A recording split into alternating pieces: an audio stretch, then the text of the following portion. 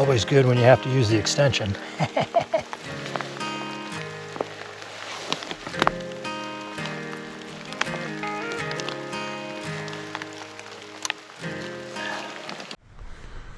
All right, guys. Welcome to the Deer Shop Podcast, presented by Siman Brothers Outdoors and the Leaky John Boat Company. He went and watched a movie that has a $200 million production budget, and then the next thing he watched was our video on YouTube that has a $0 production budget. This is the first buck I've shot in over 10 years. Your track job was the first fun track job. That kind of like, I think part of my life was influenced by that night. Then you miss him 3 times with a rifle at 70 yards on video for the whole world to see. Yeah, that's what killed it. 5 years ago, we couldn't shoot a deer at 100 yards with a slug gun. Now you're shooting turkeys at 100 yards with a shotgun. Joey takes The shop is closing up. Make sure he takes all his right antlers. You can't leave anything. Deer Shop Podcast, episode 146, 147, 148. I'm not sure exactly. TBD. Yeah, I'm not sure what number because we're recording a little bit ahead of time. And this is the pre-record for Moose's. God dang it. I already did it. Jay's Moose film. We're not recording it that far ahead. I mean, 2 weeks. Yeah, it's what, the 9th, Yep. 10th, something 9th like that of July. What was the date? 20th? Yeah, your birthday. Is when Well, we're the releasing. 20th for this to release, right? Yeah, probably And then before. We want to do it a week before. We might not have, since you guys want to do a release, newsflash, Jay's releasing it on his birthday, which is a Monday, if I'm not correct, right? I think it's a Tuesday, 27th. I thought it was a Monday. I think it's a Monday. Because we're releasing it on 27th Monday, is a Monday. I probably won't release a podcast that Monday on YouTube because I don't want 2 videos on the same day. So whatever podcast we record for that week, I might push to like Wednesday or Thursday or even do it Sunday. But regardless, we're here in the Deer Shop talking about Jay's Moose film. Cheers. Yep, you guys have seen us talk about it, heard us talk about it on the podcast, seen little clips here and there. If you follow him at Harvest Moon or The Seasons Left Limited, you've seen posts about it. But the Moose film is coming out, and this is the podcast that will accompany it. Yep, 1 week from today if you're listening to this. So make sure you tune into YouTube. It's hot. It's hot. It's like 90 today. Yeah. In the Deer Shop, no air conditioning. It's what? Yeah. It's still morning. Yeah, it's only 9. No, it's 10:30. 10:30. Spoiler alert: Jay shot a moose. Yeah. Yeah. When did the actual hunt occur? So this has been in the making for a while. Yeah, last September. Planned it for, I think we did a pre-hunt podcast. Yep. If you guys Yep. want to go check that out with like talk about the prep work and stuff like that. Yeah, 2 years in the making, finally came to fruition, and it ended up being more than I could have ever imagined, and really kind of, I mean, once in a lifetime is almost an understatement, you know. Yep. So, no, I didn't get hurt.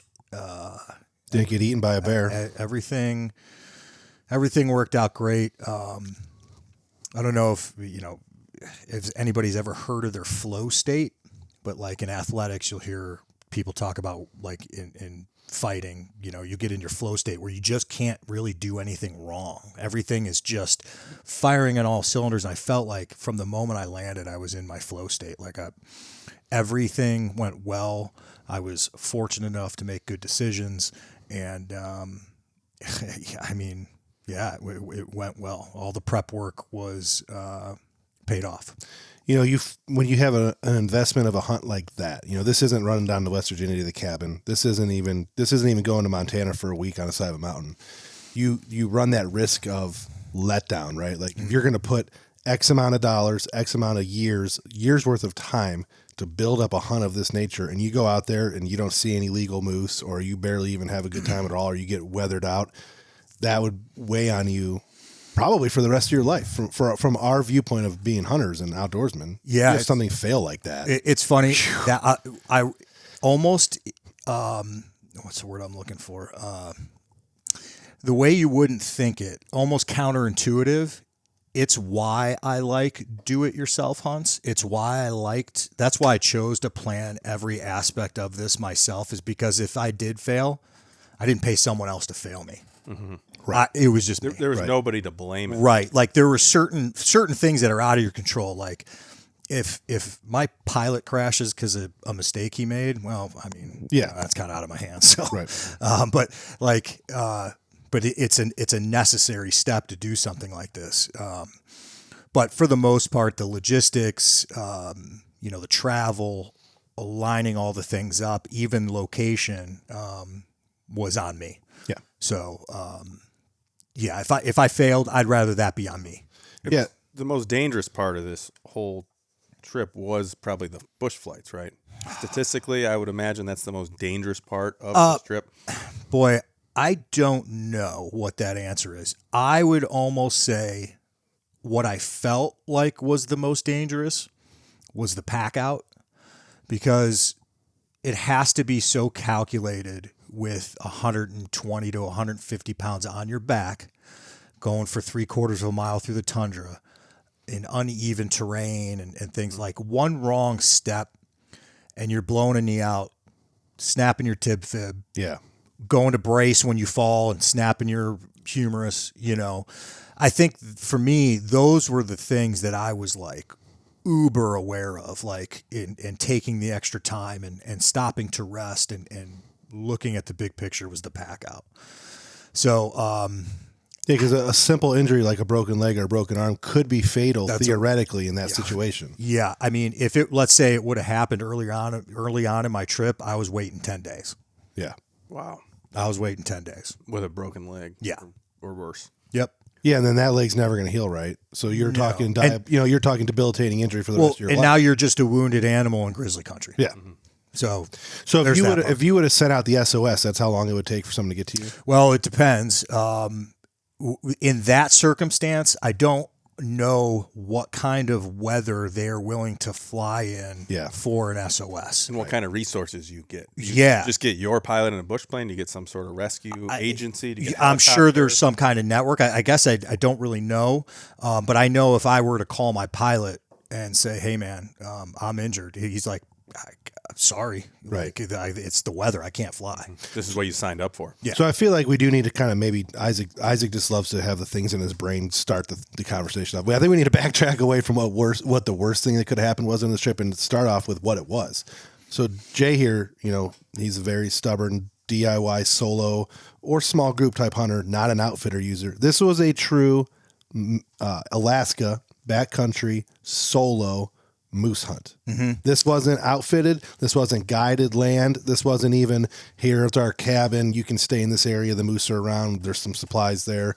This was a true DIY solo Alaskan moose hunt. Fly in, fly out, alone in Alaska. Mm-hmm. So we got to start there. That's the base of the story that we're going to be telling today.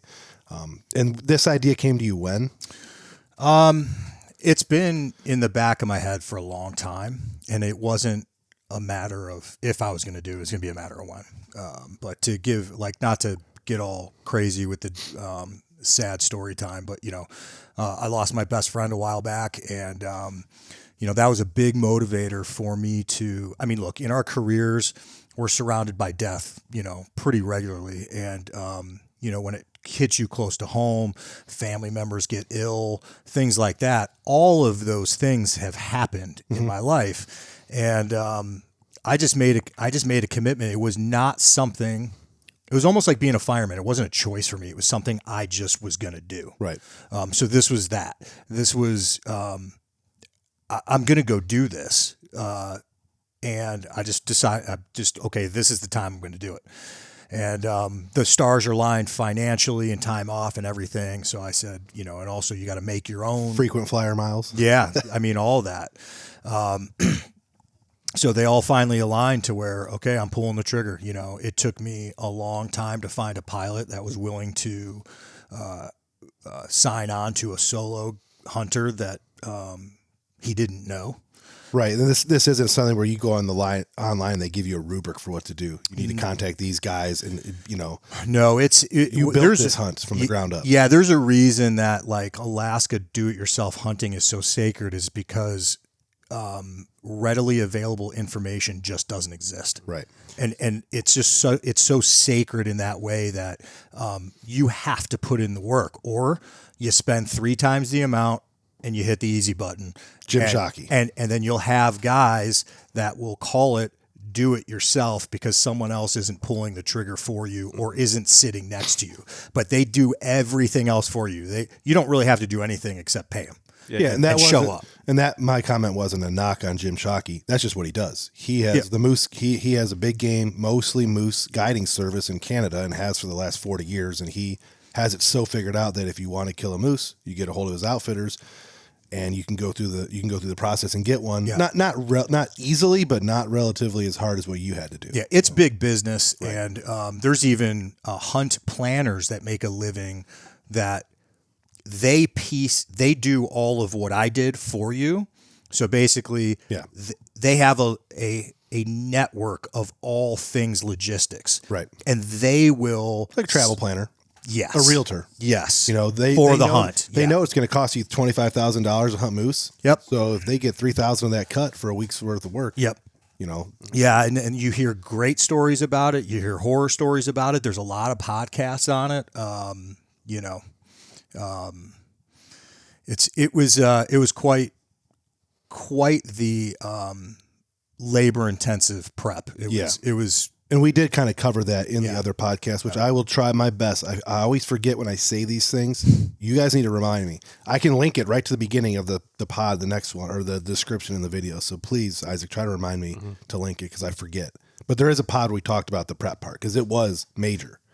The prep part was major, and you said you basically said your final farewells before you left on the trip on that pod. If I get eaten by a bear, you guys get this. You guys get that. Yeah, because you asked me like, what do you need us to do? Some of you like I'm gonna have to come up there and pick up your shit and your pieces, whatever the bear shit out, or whatever the fiery. I mean, they'll bring it back for us to some place, but it'll still be far away. You know. Yeah. Well, the asshole had to go out and pick up his tent out of the bush. Yeah, the whole joke was you'll know it's me by just finding my tattooed arm. Right. You know? Right. It's a flap of skin. So since you've retold this story so much, and obviously, I guess we didn't really say it, but he self-filmed this whole thing too. So when, we're making this podcast to get released prior to the video, which will be July 27th, Monday, self-filmed moose hunt. Isaac did it. Isaac and him worked together. Isaac behind the computer of the editing for it. I've seen bits and pieces of it, but I have not seen the whole thing. We're obviously doing a big campaign. If you follow us on social media, posting pictures and quotes and building up the interest in this because it is so unique. This isn't anything that we do bread and butter at all. This isn't even some of the adventures that you guys have gone on together or that we've gone on. Bear, elk, mule deer hunting. This is something completely different. It's going to hit with a different audience than our channel is used to. This isn't the beer drinking backwoods cabin people. This is the top of the top when it comes to hunting. I'm sure there will be a bunch of people who have some problems with it. Like always, people just find a way to complain, but, the film is going to be something. It's not like anything we've ever released.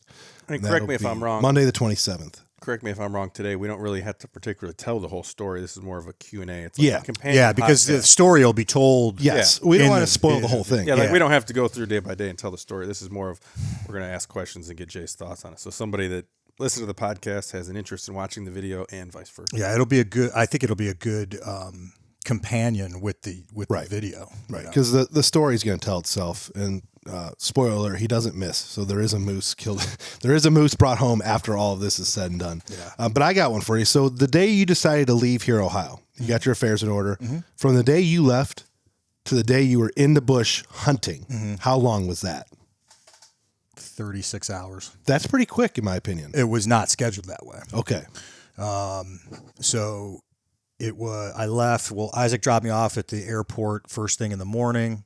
I think all in all, it's a 14-hour trip to Anchorage, and then via flight.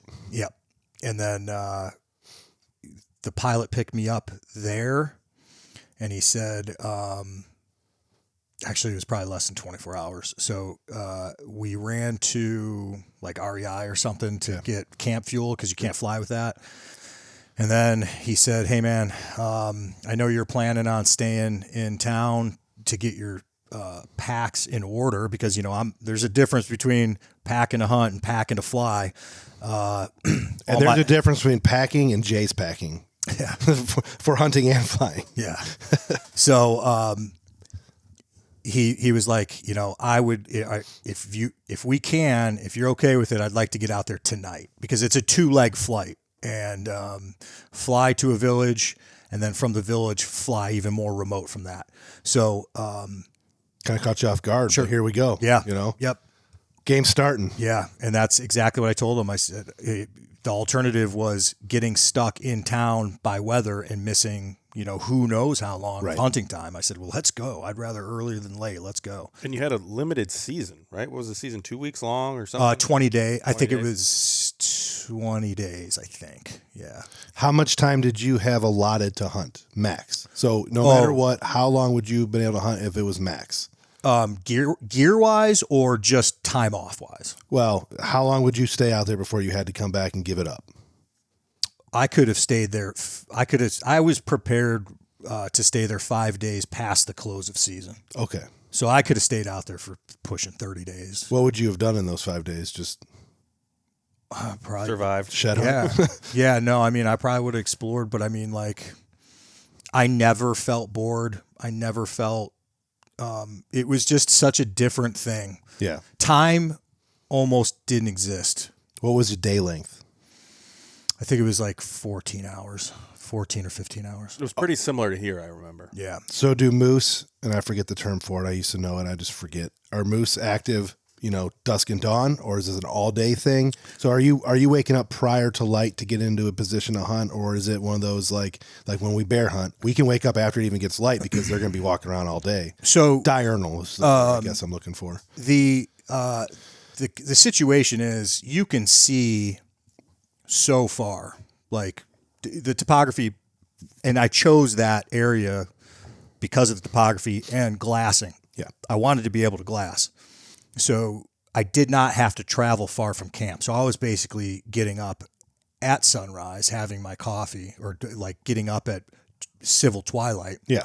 having my coffee, and then it was just getting glassable when I got to my glassing knob. Copy. And it wasn't far. It was, you know, a 15-minute walk or so. And I had 2 different ones. So, you know, different.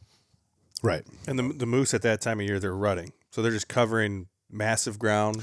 listening. So it was early enough to where they weren't, I didn't see one cow. Okay. So I think it was like, you know, pre-rut for deer, you know, Like they're they're cruising. seeking. Yeah, they're cruising. Yeah. And they're raking bushes and you know, getting some extra velvet off, that kind of thing. Yeah, so they shed their velvet and pretty much start the breeding season about the same time. You know, so like deer, I guess in theory deer kind of do too, but you know, deer have that window of time where they're shedding mid-September and they don't really start laying the sign down till second week of October. You know, there's a month of just, we're going to pack on pounds and prepare. I also think it's a size thing. Yeah. There's so much velvet to lose. Yeah. That, like, you know, it takes them a lot longer to lose it. Correct. How many moose did you see total? Bull moose? So I had 3 different sightings, a positive 2 different moose. I'm not sure if 2 sightings were the same moose or not because it was so far away. So 3 moose sightings. Mm-hmm. How long into the hunt before you saw your first moose? You know, you got there, you landed, you set up camp, can't hunt the same day you fly. Right. Set up camp, you know, survive your first night. Wake up in the morning. How many days did you hunt before a moose encounter? I think it was 6 days, 5 or 6 Before days. the first? I think. That tracks. 'Cause I remember- that's a J style hunt. Yeah, I remember in reaching you and like, not that you were getting discouraged, but you're like, man, this is gonna be tougher than I thought. Type of Yeah, and the weather was just horrible. Mm-hmm. It was so bad. It was. I don't think I saw the sun until after I killed. Just gray and wet. Yeah, it rained, wind, almost 24 hours a day for a week. Damn. Yeah. Which that was partial the reason why you got out there earlier. Yes, exactly, because of that weather. front was Exactly. coming in. Yep. So you were, when you landed the next morning, you were able to hunt. The season was in. No, You had to wait. No, when I landed, the season wasn't even open yet. Okay. It was 2 days before the season opened. Okay. So you had 2 days of prep, which is good. Yeah. 2 days of kind of figuring it out. So you only hunted for 4 before on day 4 is when you saw your first moose of hunting. 2 days so. ago. 2 days I of believe glassing. so. And Yeah. Which that's good though. That's what you want. Yeah, it worked out great because by design, I was supposed to land the day before the season opener. Okay. Because I don't want to land. And again, it's all about hunting time. Right, so right. I didn't want to land during the season and then not be and lose a whole day because you can't hunt the day you land. With a hunt like this, so much on the line and so much invested, would you have shot a moose on the first day? Yeah. Well, yeah. Okay. And you weren't, I mean, there's a minimum size, so everyone knows that you can't just go out and shoot a raghorn moose or a spike, but so there was a minimum size. It had to be a mature moose, but were you of the train of thought that you were going to try and hold out for something of trophy caliber, or did you just want to make minimum? I think, this is all hindsight because we're not moose hunters. Yeah. At the end of it all, I had learned how to measure with my MOA and my scope and all that. And I kind of put myself in a safety buffer that if it was anything over what my minimum MOA was going to be, which was more than legal, it was going to be a good bull. Yeah. So I'm not sure if that makes sense. Almost any bull that's legal is a good bull. Yeah. Yeah. But I didn't want to shoot be one right on the cusp. But I don't want one that was close. You know what I mean? That's yeah. And references out there are hard, I'm sure. Well, it's so hard because there's trees and fence posts and some things in your brain what size they are. No, that stuff doesn't exist. It doesn't. And the other thing is, moose are huge. I'm trying to measure this thing in my scope, and the wind is ripping. So, like trying to get a steady picture on a moose that's turning its head, it's very difficult. Yeah. But I felt like I got enough to go. It's not even close. It's not even close. So, I felt confident. Yeah. How many grizzly bears did you encounter? So I actually had face-to-face encounters with 2. Okay. I had to scare both of those off. They got within 100 yards. And they're that time of year, are they getting ready to pack on pounds and kind of sorta hibernate? I don't know if they fully hibernate up there, but Good question. I don't know, because I would feel like September is getting close to the time where we got to shut this thing down if they're a hibernating type species. Yeah, I mean they were active. They were really active. Saw some big black bears. And these aren't park grizzlies, by the way. We've all, a lot of people have been in national parks. A lot of people have been out west, lower 48. We've been out that way. We've seen park grizzly bears. These grizzly bears, some of them might have never even seen people. I'm pretty confident that, where I was. Or how often they could be 30 years old. So maybe they've seen some people, but they're not encountering human beings often. Oh, no. I would venture to say, between discussions with my pilot and I, where I went, these things have never been seen by humans and have never seen humans. Which creates an interesting situation. I almost feel it's tremendously safer. Yeah, because they don't have. They're like they are going to be confused about what you are right off the rip. What the fuck is that? Yeah. Yeah, and that's how they behaved. I never felt threatened once. And they were coming right at me, and you'll see it in the film. I got a little bit of it on film. I want getting big, putting my trekking poles over my head, clanking them together, and like actually being aggressive and walking towards them. Right. They did not like that at all. Correct. So they responded appropriately. I never felt weird in my tent overnight. I never felt, there's a good podcast to listen to, the disgraced Aaron Snyder, although you can't. If we get to another podcast, I'm going to ask you about that later, but I don't want to bring it up in this. That's your boy. Put that aside. He's a very knowledgeable guy. He has a great podcast with Larry Bartlett, who is one of the top Alaskan moose guys. They have a great discussion on grizzlies in Alaska, and everything that they do, I agreed with after being there, is the absolute opposite of what they tell you to do in the lower 48. Yeah, correct. They were like, keep everything in your tent, give yourself a fighting chance, because if they take all your shit, you're going to die anyway. Mm-hmm. So keep it all in your tent. And then, like, they're going to be, all your scents all your scent in your tent. Like, keep everything, urinate and defecate around your tent, like all those things. And I applied all those principles just kind of out of gut feeling anyways. I mean, it just makes sense to me. Yeah. And it worked out. I mean, if you ever read about bear attacks or grizzly bear attacks or even the rare black bear attack in the lower 48 on people, it's almost always either an older bear that's at the end of its life cycle and desperate for some food, mother with cubs, or a startled bear. So if you can, you're already going to avoid a couple of those ones because the older bears out there in Alaska just die. They're not getting fed. They're not eating moose carcasses and Grand Tetons. Those bears, there's not a lot of older, frail bears left. The mother with cubs, wrong time of year for it probably, so you're good for the most part. Their cubs, I would assume, are a little bit bigger at least, and you're not stumbling upon newborn cubs in the mother. I didn't see any cubs. They were all lone grizzlies. And then the third point, you made your presence known. Yeah, you got bigger. I think that's you can avoid startling said bear. In that I think it's really territory. important. Yep. Which is, everyone thinks you're going to go out to Alaska and you're just going to get attacked by this rogue grizzly bear, but it's obviously not how it is. Yeah. It's still a worry, but not how it is. Speaking of worrying and worries, the number one question I get, I've had it at least dozens of times, is I'm thinking about doing this. Should I X or would I? It always follows up with, my answer is always going to be, if you're only thinking about it, then it's not for you. Yeah. This isn't something to think about.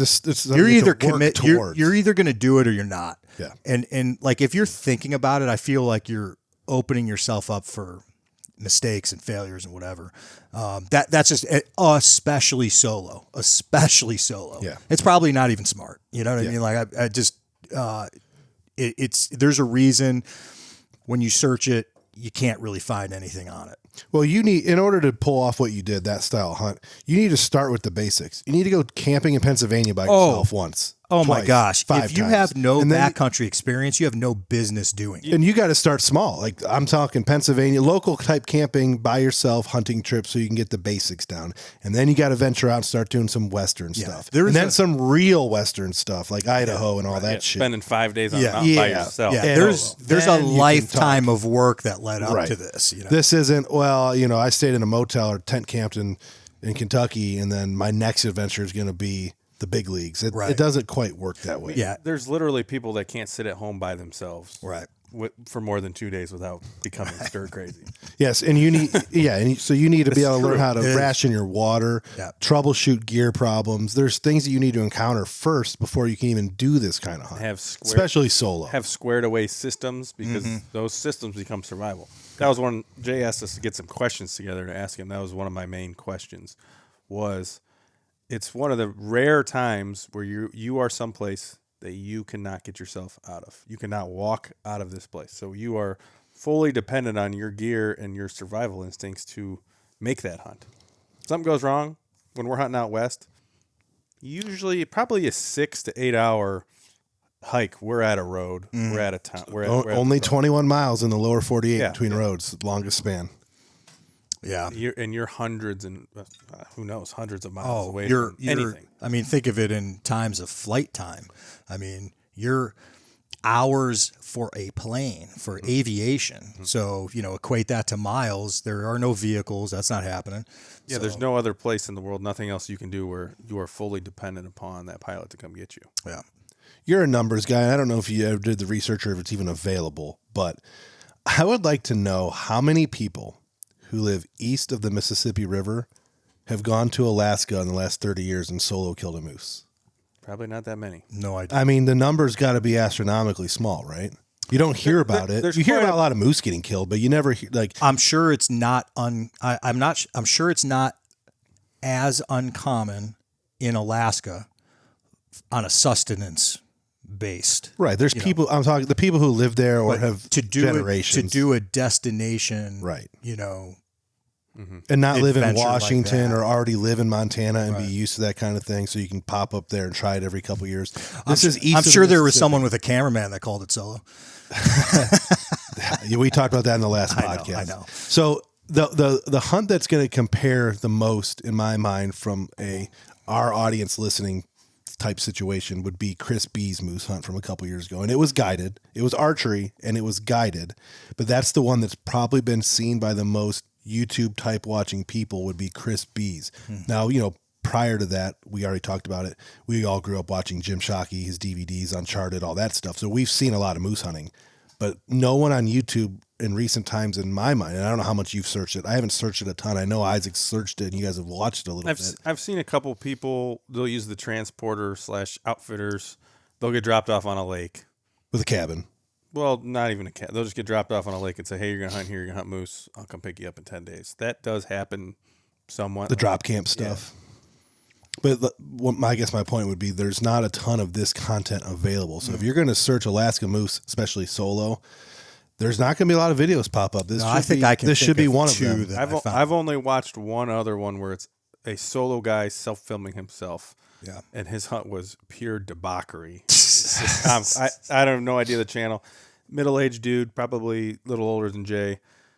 He had his rifle and his bow because I guess you can use either or. Mm-hmm. Yeah, that's any weapon. He shot this moose on the edge of the lake that he was camping on like 4 times with his rifle. Ran out of ammo. Finished it off with his bow. Oh. Jesus. Yeah, and this dude is like filming himself. I don't know if he's using his phone. Not high quality at all. But just his story was pure debauchery. He ran out of ammo for his gun, had to use his bow, shot it twice with his bow. He got it done, but it was wild. Interesting. I'm going to do a little search in the next couple of weeks to see what pops up on mine because I haven't searched it on my YouTube. So if I search it, it'll be kind of a fresh. It's very common, just like the video we watched before this podcast. 3 guys, 2 guys, 4 guys to get dropped off on a lake and moose hunt like that. Yeah. That is common. Elk style, like drop camp elk hunting style, but just in Alaska for moose instead. We know a lot of people that kind of do that. A lot of those people get dropped off with a float plane, which greatly increases the amount of gear they can take as well. Yeah. They got Coleman camping stoves and a boat with a motor. And if you're flying in a Super Cub, you're going to be limited to depending on your body weight, you're going to be limited to 100 to 150 pounds of gear. And that's it doesn't matter how long you're staying. That's what you get. Yeah, and people that hunt the backcountry know daily eating 2 to 3 pounds of food a day. So if you're there for 20 days, that's 40 to 60 pounds of food. Yeah. And I would say the only difference is, for like the style I did drop camp in the middle of tundra, you're not burning a ton of calories per day like you would on an elk hunt. You're not. So it's glassing, sitting and glassing, and you're going to burn the calories when you do your pack out. That's when you're going to kill. That's when you're going to kill your body. So this hunt was right in your wheelhouse of the style of hunting. Yeah. Yep. It was. I initially started researching raft or float hunt, and it didn't take long for me to realize that is not smart for my first Alaska experience by myself. Having no rafting experience. Yeah, I mean, I've canoed my whole life, but I can row, but just rivers in Alaska, it's just not, that wasn't going to happen. Maybe down the road, maybe that's something I look into, but next year will be caribou for a different experience. Right on. So how soon after you actually harvested your moose, confirmed that it was down, had your moments, did you get a hold of your pilot? How fast do you start that process? I'm trying to think how that played out. It was within the day at some point. Okay. And I don't remember where I just said, I just simply said moose down or bull down or something like that. Yeah, because obviously there's days of work following that. Right. Like you just can't say bull down and he comes and gets you. No. And also, I don't know how many days of work it's going to be, right? I mean, how many did it end up being? 4. Yeah, that's it was wild. One full day to get it broken down, 2 full days to get it packed to the landing strip. Well, and then a third to get the antlers. It's crazy. This year I had like a 1.5 hour downhill deer pack out, and it kicked my ass. I still talk about it because it was just so extreme with the steepness and stuff.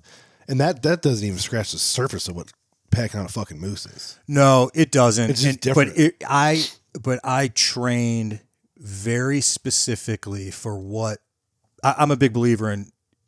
To train for something, just do that.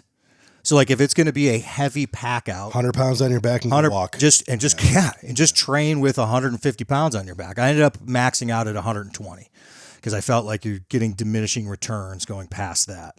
But going into that, my body felt great. Everything everything was great. No injuries. The worst thing I had when I landed was just being tired because I'd been up for so long. Yeah. But man, once the juices start flowing and you're out there, it was like I said earlier, time didn't exist. It was something special for sure. Are you going to do this again? Yeah. So next year I'm going to do the same hunt. Well, I guess I don't know how to describe it. I'm going to Alaska for a high country caribou hunt next year. So it'll be a drop off, but then I got to go up. So it's kind of like early caribou hunting where they're sort of like in batcher groups, but velvet, but they're high country. Yeah, they should be in velvet, but they're high country. So a little more hiking. A little bit more hiking, yeah. A little bit more movement going on here. A little bit more movement. So you're going to be like kind of moving ridge tops, glassing mountainsides, trying to find them, and then you make your move, and then getting back. So a little different, but I know we've talked about this before. I don't know. We'll talk about it more off podcast. Did you ever get a hold of my buddy Seth about his experience caribou hunting? I don't think so. I believe it was Canada, not Alaska, but it may have been Alaska or northern Canada.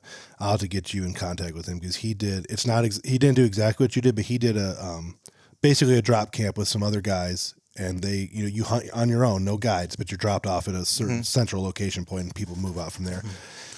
And he had some very interesting experiences up there. That's basically a migratory hunt. They have a camp set up. They set you up there, and then you wait for the caribou. So he'd be a good one to talk about a couple things that happened on that hunt, but that's not for this podcast. I guess, Isaac, the next question would be you. I know what I want to ask. What were my questions? How far, like when you landed back did you spend any time in a small town on the way home, or was it like small town and then Alaska and then Anchorage? So it was when you left the town. Anchorage, village, hunt,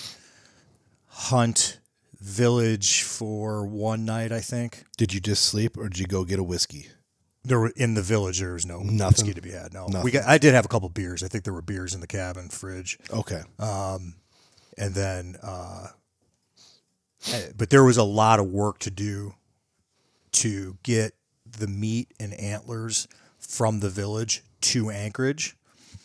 So a day was spent just doing that. Did you know that the village, did they know, basically, did you have a place lined up in the village to store your stuff when you got there? Nope. And was that something you wanted to do, or just that was wasn't something possible? That was something that I had worked out with my pilot, that between the two of us, he said, he will help me along the ways, and I trusted him. And he didn't. And he did. Oh, okay. Yeah, no, okay. he did. So there was a situation. It was good. You had a place to store your meat when you got back to the village. Yes. Okay. Yep. That's what. Yep. That's we did. And so it was planned ahead of time. Yeah. It wasn't like shit. I got to find a bunch of Inuits around, and I got to find a place to put this. No. And here's the thing. What I would say is the biggest thing when people go there, Alaska and the lower 48 are just. I mean, they're both part of the United States, right? But not really. Correct. So what they consider problematic and what we consider problematic are so different. They are such a hardened people that things change all the time. The term that my pilot used was, we have to be fast and loose. In other words, shit's going to happen. Right. Things are going to go wrong. They always do. They always will. It's the Alaska way. Down here, people are so used to things like minor inconveniences where everything up there, like time, like, oh my gosh, my pilot's going to be 5 days late. People don't think like that. And that's just normal. That's normal day to day. Or, this person fell through on this commitment. That's just normal. Or this person wants more money. That's just normal. Like that, it's just the way it is. Right. So I would say whatever your budget is, add 20%. Whatever your time is, add 2 more weeks. Yeah. Have that ready. To have that ready. Like down here in the lower 48, someone gets a flat tire and it ruins their entire year. Yeah. How long would you recommend someone, this is not going to be a podcast about how to make your Alaska trip happen, but how long do you reasonably have to set aside to say, this is how long it's going to take? So make sure, you have to plan off at least X amount of days. So I would say take your hunt time and put 3 to 5 days on either end of it. Okay. So if you're going to hunt 10, you're going to add 20. Well, yeah, add another week. Okay. So split the week and add half a week in front, half a week in the back. Some people, I mean, if you're going to delay, if you're not going to get out early, then you're getting out late, and then the whole thing's pushed back. And you'd have to be insane. This a trip that you spend years planning, tens and tens of thousands of dollars paying, you're going to ruin the end of that by not getting an extra 5 days off work. That would be insane. Yeah, and some people have that money. My pilot had some wild stories about people who had no business being out there, who tapped out after one day because they didn't know how to get water. And they're like, we're going to die out here. We don't know how to get water. Maybe you should have, but they have the money to just throw Or they at. couldn't stand being alone in a tent. And Just things like that to where they're calling the pilot a day later to go, come get me. I'm done. I can't do this. So it's How pretty many wild. how many hunters a year does he fly out there? I don't know. Okay. I don't know. So, but he was phenomenal. We've since become buddies. We keep in touch. We're planning stuff for the future. Are you using him for the caribou hunt? Yeah. Okay. As long as you'll be able to see who it is in the film, and usually people keep these types of things close to their vest, and I understand why. I want to see my buddies succeed, so I'd like to see him successful. Yeah. I think he's a very talented guy, and like I said, we've become buddies. That being said, most people think of themselves and go, well, then he's going to be booked and I won't get to go. Well, we talked about that, and he's never not going to have room for me. Right. And that was our thing. I'm like, dude, just promise me you're never. He's like, I will always have room for you. And it's just like any business. The business that you like, you want them to be successful. Yeah. Like you don't want to go to a restaurant that you're the only customer ever because Right. the food's going to suck. Right. You want the restaurant to be packed all the time. Yeah. So, I want to see him succeed. He's got kids, young family, and he's great at what he does. So, you'll get to see that in the film. Where is the moose skull and antlers right now? With Zorn. Okay. And he said he'll probably just time it to where the deer and the moose are going to be done at the same time. So Zorn is Jay's taxidermist. We've had him on the podcast before. Are you getting anything besides the skull mount? You're not getting a full... No, Euro. Yeah. Euro mount. There, to think that I was going to get... I'm not big on, like, using a different hide on a different skull. And to try to cape that thing out and add that to my trips. Yeah. Nah. You're using 100 pounds of cape. Yeah. You said he has your buck too still? Yeah. When do you have a timeline on when that might be available? Usually the fall. Okay. Yeah. Okay. About a year. Yeah. Let's talk about, I know we touched on it a little bit in the pre-hunt, but let's talk about the logistics of you're now in Anchorage with X amount of meat. How much did you have? I think I grossed, with the bone in, it was pushing 700 pounds. How'd you get that meat from Anchorage to Litchfield, Ohio? So I hired a guy who handles certain logistics. I sat down and wrote out the numbers of processing it myself. Like you'll watch some films like Gritty does it. He process it. They do their moose and stuff in an Airbnb, whatever. Listen, man, I priced that, and for what this guy charged me, for what it would have cost to do it myself, I was saving money to have someone else do it. Mm-hmm. So I looked up for a list of butchers, called them, and there was one butcher that said he would that I would guarantee my meat back. Okay. Well, that's hard to find. So he's like, no. Even here, He's simple stuff. He said, I only do 2 or 3 moose at a time. You will get your moose back. So I think I ended up netting, but with all said and done, for just shy of 500 pounds. So that's what, 7 times the amount you get off a big buck, if not more. You get what, 80? 60 to 80 off a really large buck. People say, oh, it was 120 pound, but no, you get 60 to 80 off a good buck. Yeah. So you're talking 6, 7, 8 times more meat from a moose. Yeah, so I mean, between paying the butcher, paying the dude to pick it up in Anchorage, and get it to him, and then that guy handled the shipping to Cleveland, it was a no-brainer. Yeah. I'm so glad I found that dude. How much did it end up costing you to do all that? You don't have to say, I guess. I'm not even going to say. I'll let people figure it out. But I've seen some wild numbers thrown around in both directions. I've seen someone get online and say, "You're crazy if you're spending more than $4,000 on a DIY Alaska moose hunt." And I'm like, okay. Yeah, for the guy that lives 100 miles down the road. Yeah, I'm like, that's wild. And then I've seen people say they can't get it under 20, which I also think is wild. So you can do it from there. Well, I guess so. I wasn't meaning the entire hunt. I was just talking about the meat part itself. Oh, that's fine. I wasn't going to ask you how much that. costs. No. I would say, so people could understand what this means. If you shoot one, you're also going to have to pay in the ballpark of after the hunt. So I'm also not going to say that because if people figure out who I used, we actually worked something out. Okay. And I don't want to put him on, in a situation where, you charge Jay, so. Yeah. I guess you figure it out yourself and they'll charge what they charge. I guess I apologize, a little bit for asking that, but people, that's one of them. When you hear of a hunt like this, it's not, well, obviously the first question is shoot a big moose, and then everyone wants to know, well, how much did that cost? Sure. Because this isn't a whitetail hunt. Yeah, it's the number one. It's probably the number 2 question I get, and again, why these things are so sacred. These hunts are.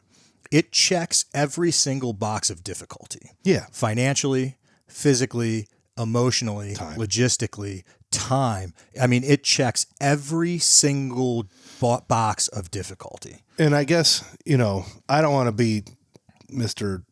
Crush Your Dreams guy, but if you're the regular guy out there who's working your 9 to 5, no matter what it is, it's not that you couldn't afford this hunt, but to have all those things that you just said, if you don't have the lifestyle that allows you to take a month off of work and spend $20,000 to $25,000 and be alone for 20 days, you'll never do this way.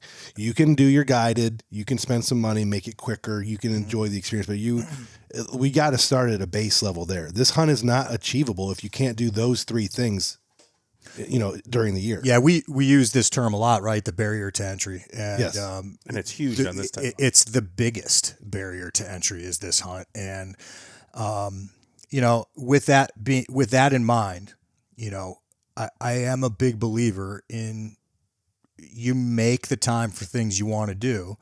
And I think when you see the film, you'll understand the whole premise of the film is that I did the hunt because it was motivated by the lack of guarantee of tomorrow. Yeah. And being touched by, loss and all that. And right. Shame on me if I'm not doing the things that I want to do. I don't want to be on my deathbed going, man, I should have worked more. Yeah. Shit. You have the means, you have the ability, you just have to. Yeah. And it wasn't easy. Like it wasn't like I just whipped out my checkbook. I worked a ton of overtime. I worked a ton of trades. Like I made it happen. Like it wasn't like, and there's even other logistics. You don't have children. Correct. You don't have major dependents. Right. There's things that if you got 3 kids at home and a wife and they require you to help mow the yard on the weekends, you gonna be able to leave for a month. Right. You know what I mean? Yep. Are you okay with not speaking to your kids for 3 weeks? Right. There's a lot. There is. In there. Yep. Speaking of that, I have a little funny story on that kind of thing. So I'm old and washed up, so I got life insurance now. So I filled out my life insurance questionnaire yesterday, and one of the categories was, do you perform any of these? They're like high risk activities, and it was like skydiving, rock climbing, snowmobiling. Backcountry hunting was not on there. So Yep. Even though arguably it's probably they hazardous to my health. Yeah. I actually Can I take out life insurance on you? Probably. I'm pretty sure you're allowed to take it out. I actually had trip insurance for this, and it was the same type of thing. Like, there's so many exclusions. Like now COVID set the standard. Any pandemic is not covered, all that kind of shit. But which is such bullshit because that's out of your control. I saw.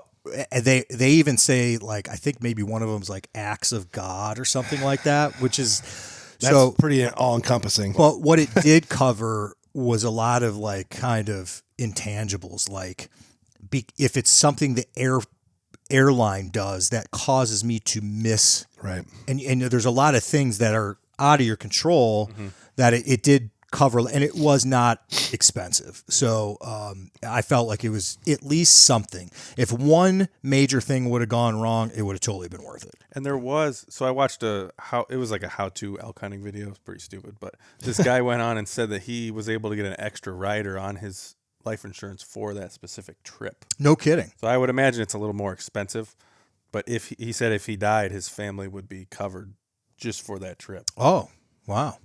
I'll look into that. Interesting. Yeah. I got my fares in order for sure. Yeah. Yes. The risk, like we said, not very many people are doing it to begin with. The risk of what could happen. And like I said, even let's say you broke your leg and you did survive it and that leg wasn't set for a week. I mean, you're never doing that again. Yeah. You know what I mean? The amount of time. It reduces your lifestyle, your quality of life afterwards, Mm-hmm. But sometimes my wife gets on me about how dangerous these backcountry hunts are, and I continue to tell her the drive out there is statistically more dangerous. The drive from here back to your house is more dangerous. Yeah, and me running on the side of the road is more dangerous, and me going to work every day is more dangerous than this elk hunt. So, like, it is dangerous, but there's a lot of things in our everyday life, especially being firemen, that are a lot more dangerous. 100%. Riding in the back of an ambulance with no seatbelt 10 times a day. Riding in a fire truck every day is dangerous. Yeah. Yep. All right, Isaac, I stole a lot of that airtime. I know you got some stuff written. I'm just going to start asking questions. Naturally. First one.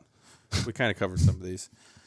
What was it like not having to worry about other people while you were out there?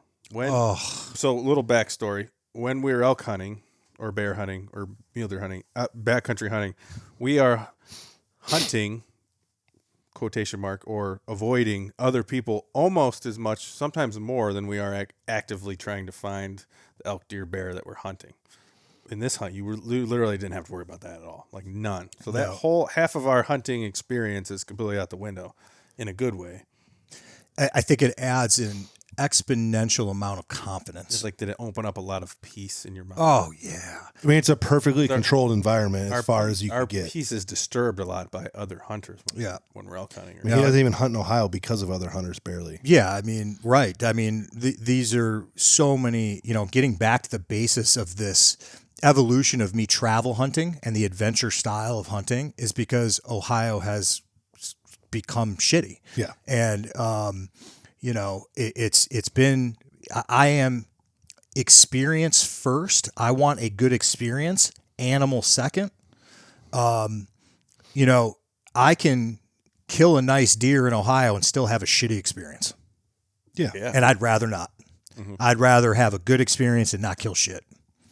So, that ended up how I kept migrating and going out west and further out west and longer, then more difficult and different game, different species, different weapons, different weapons. Yeah. It just kept evolving with, okay, I'm not really revolving my life around Ohio anymore. In fact, it's my absolute bottom of the barrel option if nothing else plays out. So yes, it was fantastic. You don't really know true silence. Mm-hmm. You don't know true silence because people take for granted how much noise pollution there really is until you're there for 6 days and all of a sudden you hear a plane. You're like, what's that? Yeah. You're like, what is that? That sounds weird. Because you saw even when we were in Montana and stuff, there wasn't. It's not like we ever got away. When I've been out there with you guys, you're not that far from ranches or towns. Right. You hear something running way off in the distance. Correct. Yeah. Because simply we were only as far away from our truck as we could walk. So we're only, 5 miles at the most, probably. Yeah. Yep. That had to have been nice. What else do I got?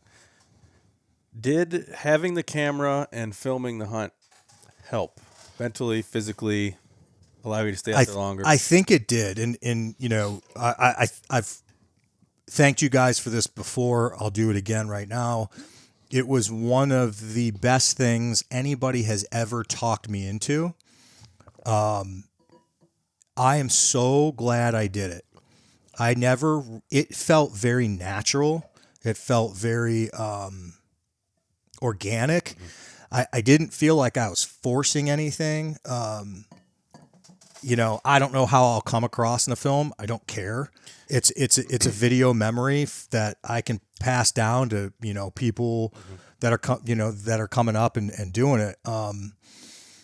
It's now part of a legacy, and I'm really happy with it.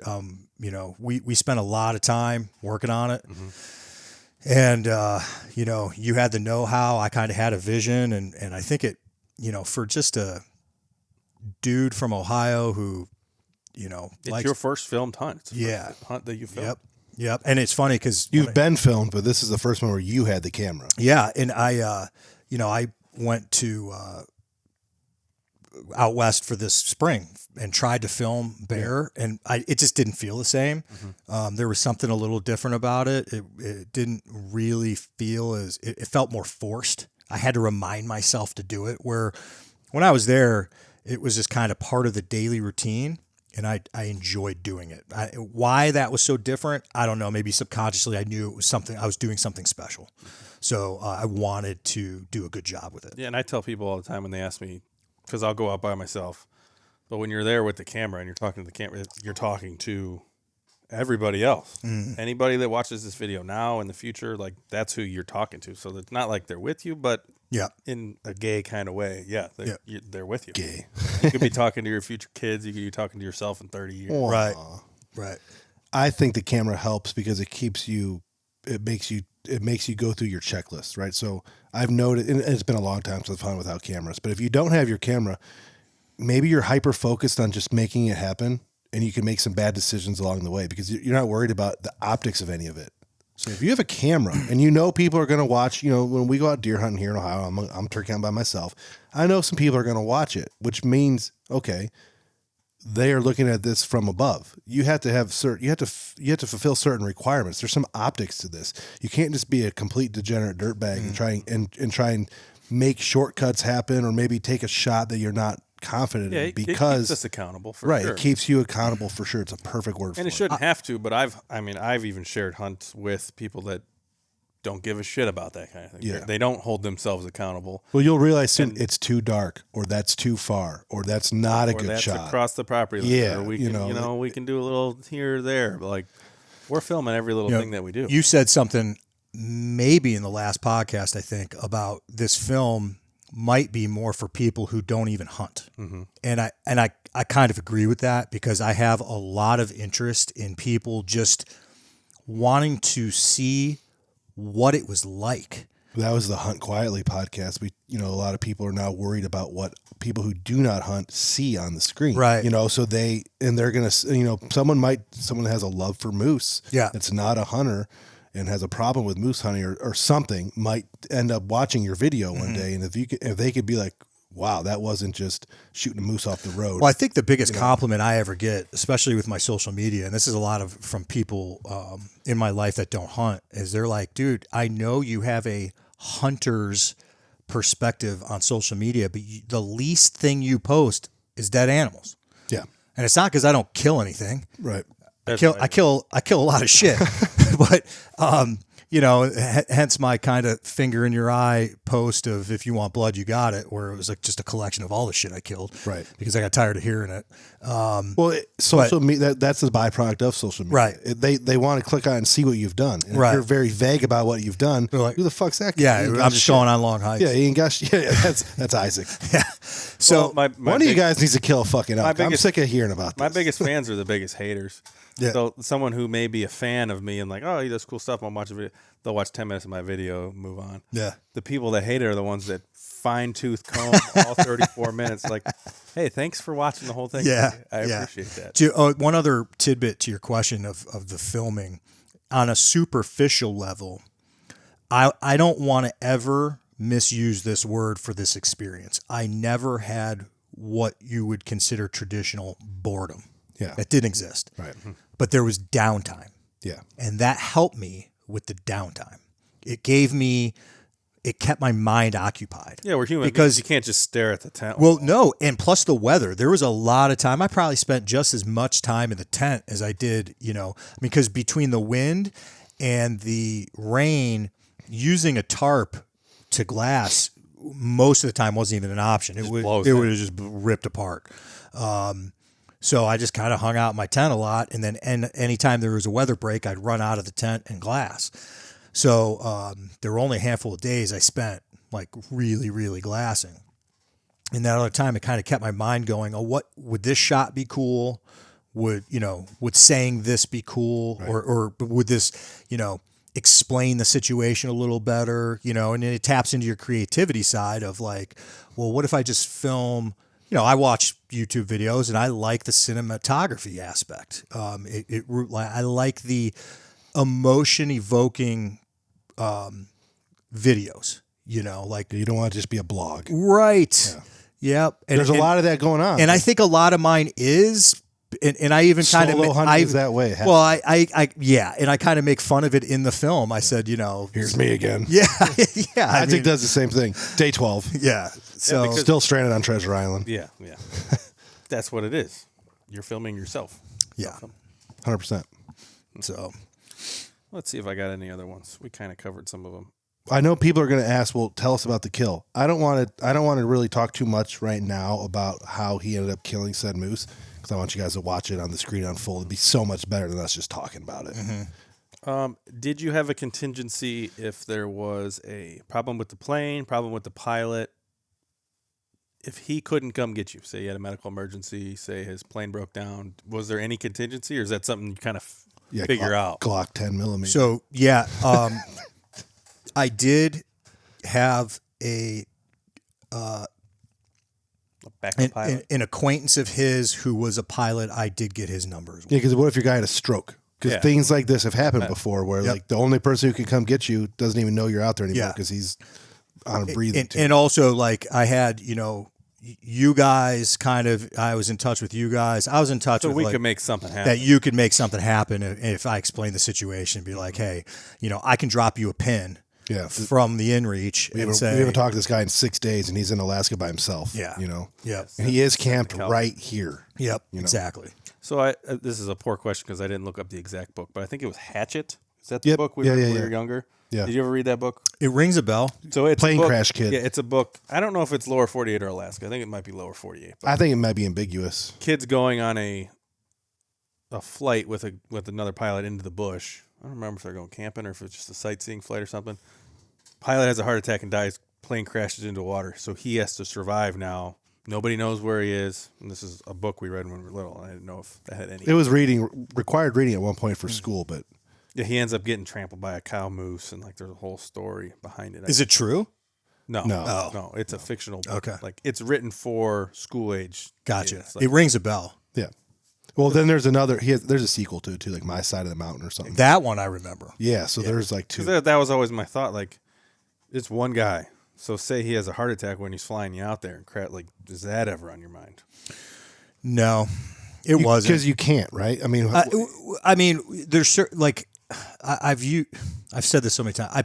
I try to worry about the things that I can control. That's one of those uncontrollable. That's an uncontrollable thing, and I think you could start getting in your own head when you really start thinking about those things. But I got to tell you, man, Nick made me feel so comfortable. He's such a pro, and we're a lot alike. We had a lot of great conversation, and we just kind of clicked. Mm-hmm. So he got me with a good one. We had already been in the air for about over an hour from the time we left the village to getting dropped off in the bush. And he goes, "Hey, did you load your gun on the plane?" And I go, "No, I saw you putting it on the plane." And he let it soak for about 10 seconds. He goes, "I'm just fucking with you." I'm like, he had to get you. No way. I mean, using that pistol to try and kill him. Yeah, it was a good one. He got me. That did get my heart singing. Did you have any gear deficiencies? Anything you forgot? Anything you'd rather take? Just if anybody's listening to this for any reason, they could get a little tidbit out of it. I took notes, like anybody should, and with gear and stuff. There was certain gear. Mag view is awful. It's terrible. I remember you messaging me that this whatever you were using for your spotting scope in your phone. He's like, "This is trash." And now I don't know.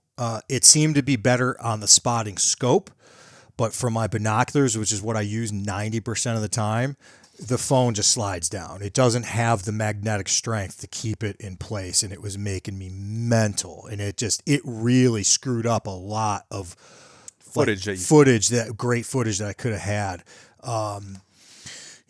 So that was not good. Other than that, man, I think everything was about as good as it could get. I think I had some gloves get shredded, but they were old gloves and not a big deal. I remember you telling me intensely that you couldn't find wood to burn for your stove. No. So would you even take a stove again if you Yeah. find it? Oh, 100%. You Yes. just have to figure out something for the just for that weight penalty. I think I got a fire going twice.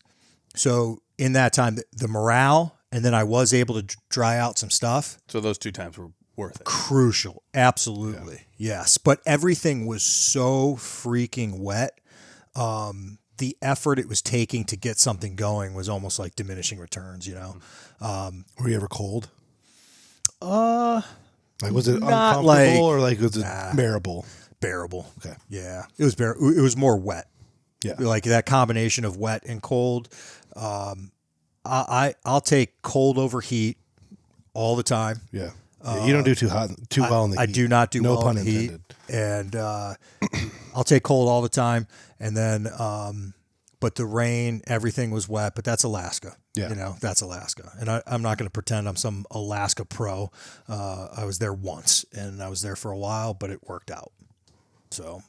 And you didn't take waders, right? I did, actually. I took a new. They were brand new the year released, I think within the year of me going. They were a packable Sims wader. They pack into like a rain jacket size thing, and they have booties, and I did bring those. Did they work well? I didn't have to use them. You never use them? Okay. No.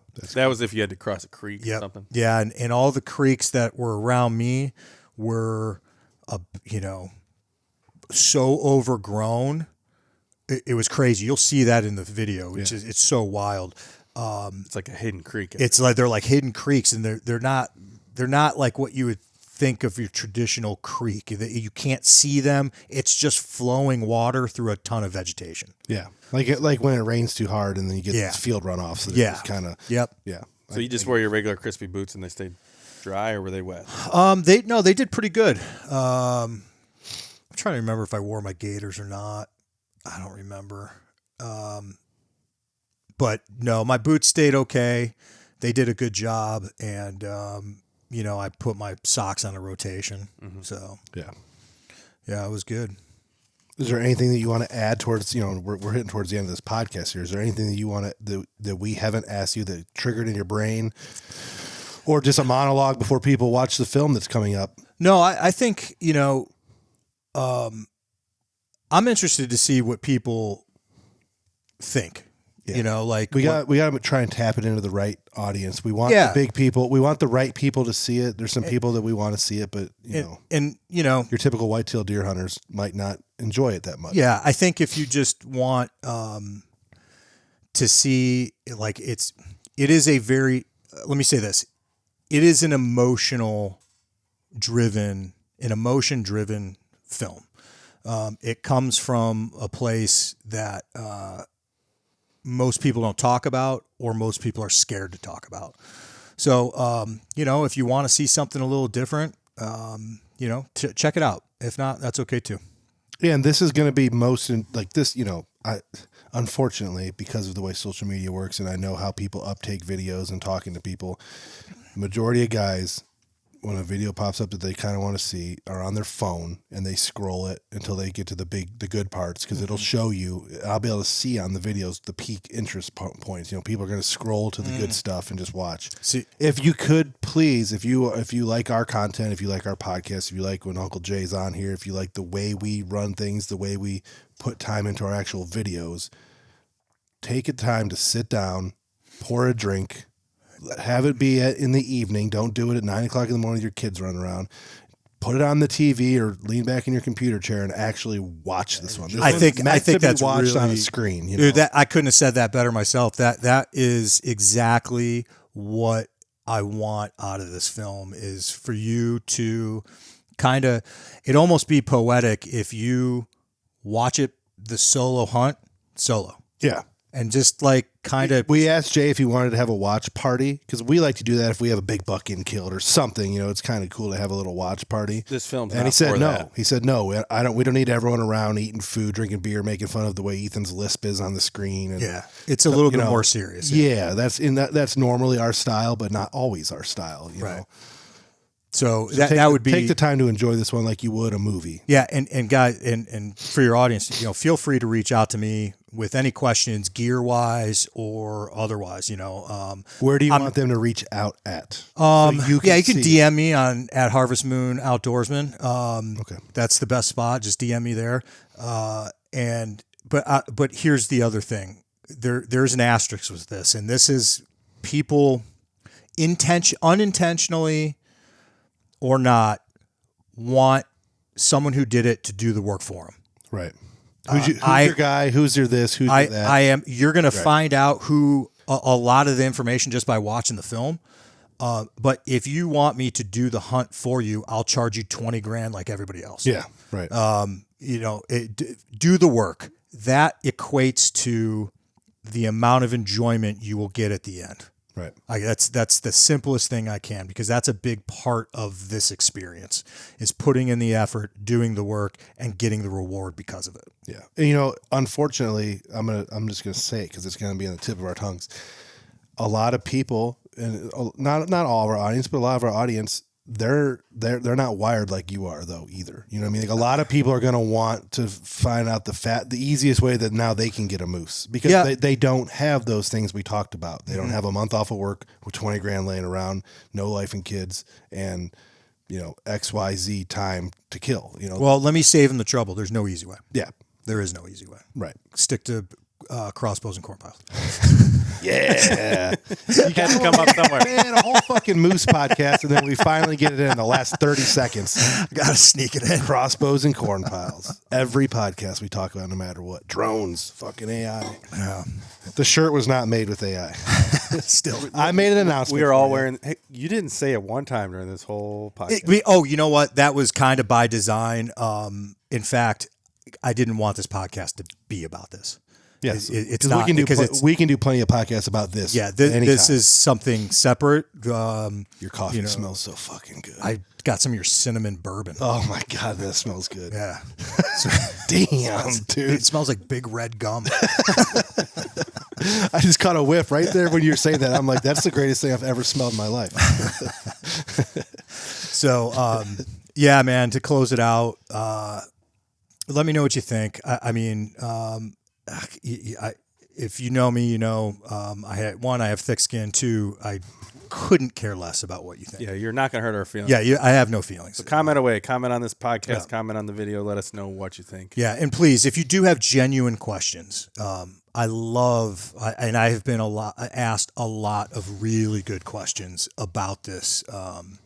You know, if you have one unique, by all means, if the film doesn't answer it, please comment, shoot me a DM, whatever. I think it'll be 146. I just looked. It'll be, or 147. I mean, it'll be episode 147. It'll be Monday the 20th is when this is being released. Mm-hmm. So you're listening on Monday the 20th.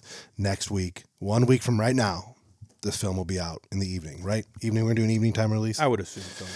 5, 6 o'clock on Monday night. Mm-hmm. Hype it up. Mm-hmm. So it'll be this what you're listening to is 147. So we do appreciate it. Yep. So get ready for the film. Make sure you share it with everybody that you think would get something out of it, especially after you watch it. We'll have to make sure we got to play the YouTube games with this. We got to not share it right away. So when this film premieres on Monday, we gotta let it do its thing for a while, and then we can start sending the links to people and groups and stuff, because it really does. If it wants exposure, it's gonna take in what it naturally does within its first 24 hours and judge everything based on that. So. And it'll be. That's the fucking YouTube. I know you guys can schedule it to just automatically release. So like midnight on the 27th. The second it turns July 27th, it'll be available. So like when you wake up. You want the video at midnight? Yeah. Okay. That might be weird. We'll talk. Oh, okay. Yeah, because like that, you want to release it when the most people are going to be on YouTube. Otherwise, YouTube will just backlog it. Oh, That's these are the things I don't. It has to be clicked on during the. It has to be clicked on a lot in its first hour. Gotcha. You want a lot of people within the first hour to say, "I want to see that. I want to see that. I want to see that." Gotcha. Otherwise, it just slowly tears it down so that other videos get pushed in front of it. Well, and that shit's gay, but and it's just a by, game we have to play. And just by coincidence, this is right now when people are buckling down to go on a moose hunt. Yes. So like as you get into late July, if you don't have your shit squared away, by then you're probably doing cardio and YouTube searching moose hunts to keep you going, right. Doing your cardio, whatever. So that's coincidental. But there is when you see the film and the vision and the artistry behind it, my birthday has a lot to do with it. So, have at it. Yeah. That's it. That is it. Episode 147, Deer Shot Podcast. Thanks for listening and let us know. We are out. See you. Bye.